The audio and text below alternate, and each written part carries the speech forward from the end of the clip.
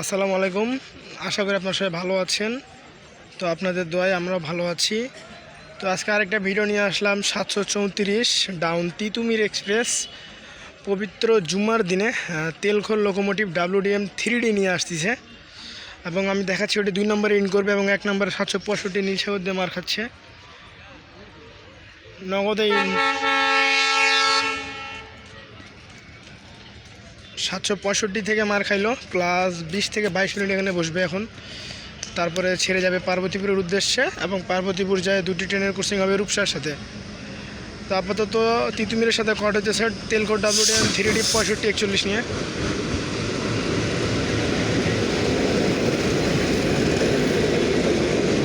যে পরিমাণে ভিড়, এত আবার আজকে জুম্মার দিন। মিয়া পিছনে আসেন, নামে আসেন।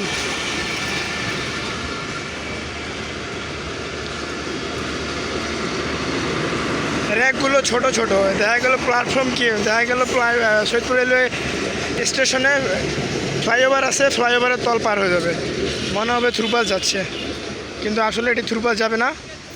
এখানে দাঁড়াবে, তারপরে এটি ছেড়ে যাবে পার্বতীপুরের উদ্দেশ্যে। প্লাস এখানে 25 থেকে 20 মিনিট স্টপেজ দিয়েছে। তারপর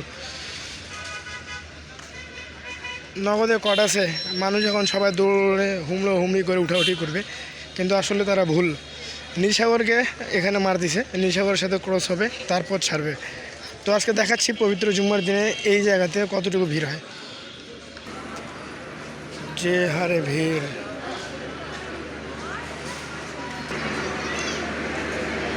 সব কয়টা আগে আগে উঠে তো কোনো লাভ নাই, একদম ডিরেক্ট কট হয়ে যাবে এখানে একটা বড় মাপের।